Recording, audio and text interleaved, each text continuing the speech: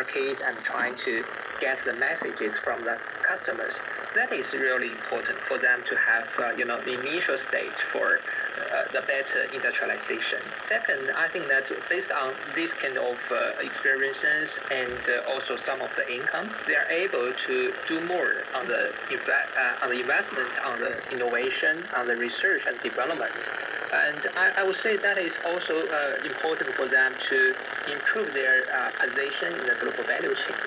Well, we are seeing the world is changing very quickly, and two of the most developed, at the stage of the development of the technology is China and the United States. Mm-hmm. So if the companies can sell the products to China, they can also benefit from the messages about the technology, about the abilities of this new artificial intelligence or other applications. So that's really important for African countries to do more. And third one, I would say that based on this zero tariff exports, many African countries can try to look at their competitors or some friends from other African countries. Mm-hmm. They can compete with us. They can learn more from them.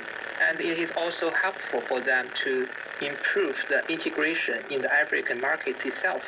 So we all know that African countries are doing the continental free trade agreements network, but the process is not that quick.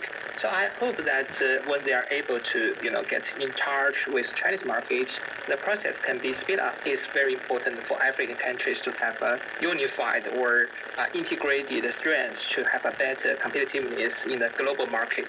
And I'd also like to know your thoughts there, Charles, just to wind off our discussion. What message does eliminating tariffs on all imports from African countries send about China's view of Africa in terms of being a trade partner, and how does this further reposition African economies in the global trade landscape? Yes, I think the simple thing, there are a whole lot of messages that are sent out here. Well, when China speaks about shared humanity, it's not a rhetoric, it's the improper understanding that despite languages, despite distance, we share the same earth, and improving livelihood across the board is very significant. And China believes also, and wisely so, that its own prosperity will enjoy greater prosperity if the world prospers along. So I think this is very important, and it takes this measure in concrete terms. And let me say something.